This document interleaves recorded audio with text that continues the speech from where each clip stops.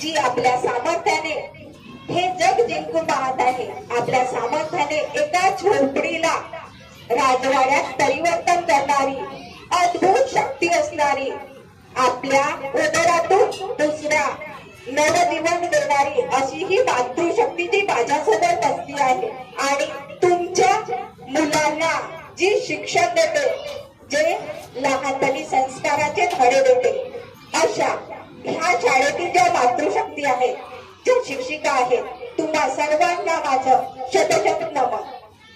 तर हळदी कुंकूचा कार्यक्रम हा आज इथे साई शंकर शाळेमध्ये आयोजित केलेला आहे. खूप सुंदर कार्यक्रम आहे. मी 11 वाजतापासून इथे येऊन बसलेली आहे. इथल्या ज्या टीचर्स आहेत त्या एखाद्या गुलाबाप्रमाणे, एखाद्या फुलाप्रमाणे इकडे तिकडे वावरत आहेत आणि मला खरंच पाहून इतकं छान वाटलं ना, असं वाटलं की ह्या शाळेत नोकरी करावी, आपण घर सोडून इथे नोकरी करावी. खरंच सुंदर सुंदर, मला खूप छान वाटलं. आणि बोलायचं झालं तर इथल्या ज्या शिक्षिका आहेत एक मातृशक्तीच आहे आणि ही मातृशक्ती आपल्या पुढच्या पिढीला घडवत आहे आणि ती घडवण्यात ती कधीही कमी पडत नाही. आणि जी आई असते ती तर कधीच कमी पडत नाही. हिरकणीचं तुम्ही उदाहरण ऐकलं असेल की हिरकणी आपल्या बाळाला दूध पाजण्यासाठी ती त्या बुरुजावरून खाली उतरली की माझं बाळ घरी आहे, त्याला भूक लागली असेल आणि म्हणून ती दौडत होती आणि दूध विकायला किल्ल्यावर गेली होती आणि तिला संध्याकाळ झाली आणि त्या गडाचे किल्ले बंद झाले आणि मग तिला वाटलं की माझं बाळ तर घरी आहे, मग माझ्या बाळाला भूक लागली असेल म्हणून ती त्या बुरुजावरून खाली उतरली आणि शिवरायांनी त्या बुरुजाला नाव दिलं हिरकणीचा बुरुज. अशी ही आपल्यातली शक्ती आहे. आता एक घटना घडून गेली की बिबट्यानी डोंगरगावला बिबट्यानी एका मुलाला चुलीजवळून उचलून नेलं. तेव्हा तिच्या आईने विचार केला नाही की हा बिबट्या माझ्यावर हल्ला करेल.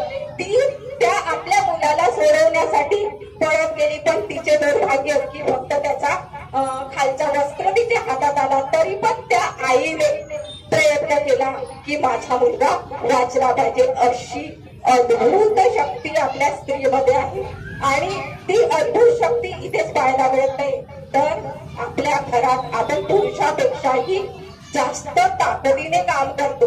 आता ह्या इथल्या ज्या शिक्षिका आहेत त्यांना आपल्याला असं वाटतं बाबा काय लटकतात, काय छान छान, यांना काय काम धंदेच नाही, है की नाही. कधी कधी वाटते की नाही असूया, पण त्यांना किती काम करावे लागते. घरी सुद्धा काम, शाळेत येऊन काम, शाळेतून घरी जाऊन काम.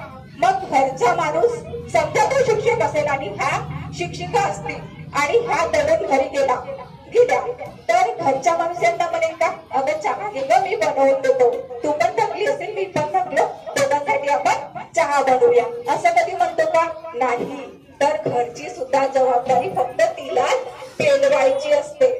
आपल्या मुलांचं अभ्यास घेणं ही पण जबाबदारी आता तिच्यावरच आहे. तिच्यावर संस्कार करणे. पुरुष आपल्यासारखी जबाबदारी झेपवू शकत नाही, पुरुष इतकं करू शकत नाही. तो टीचर असेल, तुम्ही टीचर असाल तरी सुद्धा तुम्हाला मुलांचा अभ्यास घ्यावा लागतो. आपले सासू सासरे आजारी असतील त्यांचं करावं लागतं. सर्व काही आपल्यालाच पेलवावं लागतं. पुरुष आपल्यासारखं जर करेल की नाही, आजारीच पडून जाईल, करेल की नाही? करेल ना. आपल्याला सुद्धा असं वाटतं कधी कधी की आपण जर घरी गेलो दमलो तर आपल्या नवऱ्याने आपल्याला विचारायला पाहिजे की दमलीस का ग. तेवढ्यात आपला जो धमवा असतो तो निघून जातो. तर असा आपल्याला जोडीदार हवा असतो की ज्याने आपल्या मेहनतीची कदर केली पाहिजे. मला जीवनात 3 स्त्रिया फार आवडतात. एक म्हणजे माझी आई, ती गेली आता. दुसरी म्हणजे माझ्या सासू आणि तिसरी म्हणजे तुमच्या शाळेत शिक्षिका असलेल्या वैशाली मॅडम.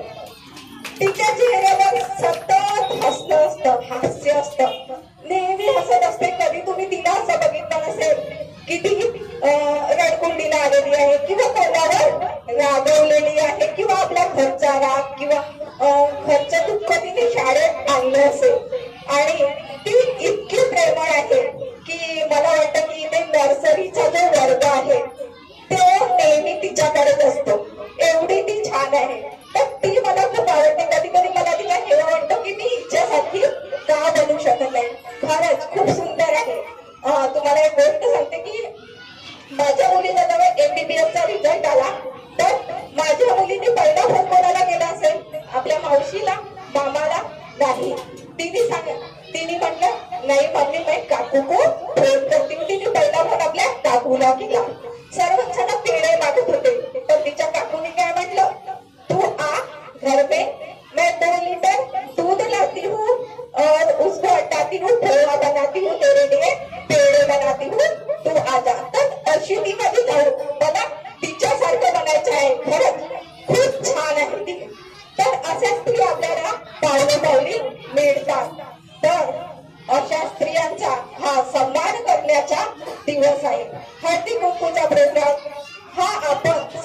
बायांनी मिळून एकत्र आल्यानंतर करण्याचा प्रोग्राम आहे. आता हा हळदी कुंकूचा जो कार्यक्रम आहे तो केव्हापासून सुरू झाला तर इतिहासात अशी नोंद आहे की जे पेशवी आहे तर पेशव्यांच्या काळात त्यांच्या राण्या ह्या तिथेच राहायच्या आणि कुठे मिळून मिसळून राहत नसत आणि मग हा एक दिवस योजला गेला तेव्हापासून हळदी कुंकवाचा कार्यक्रम सुरू झाला असं सांगण्यात येतं.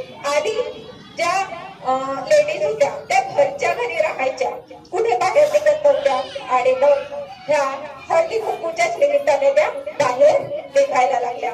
पण आता तो काय केला आहे, आता घरची स्त्री ही कर्तृत्ववादी आहे, ती शिक्षिका आहे, ती पायलट आहे, ती विविध क्षेत्रात कार्यरत आहे आणि तो आता आपल्याला तडफडा वेगळा झालेला आहे. आता स्त्री सक्षमीकरण म्हणतो आपण, तर खरोखरच स्त्री सक्षम झाल्या का? आपल्या स्त्रिया सक्षम झाल्या का? ती नोकरी करत असेल तरी ती बरोबरीने आहे का पुरुषाच्या बरोबरीने ती बसते का? तिला घरी तेवढा आदर मान सन्मान मिळतो का? आणि आता तुम्ही छोटे मुलांचे पालक आहात, आपण छोट्या छोट्या मुलींना सांगतो की ताई असं करू नको, अभ्यास कर,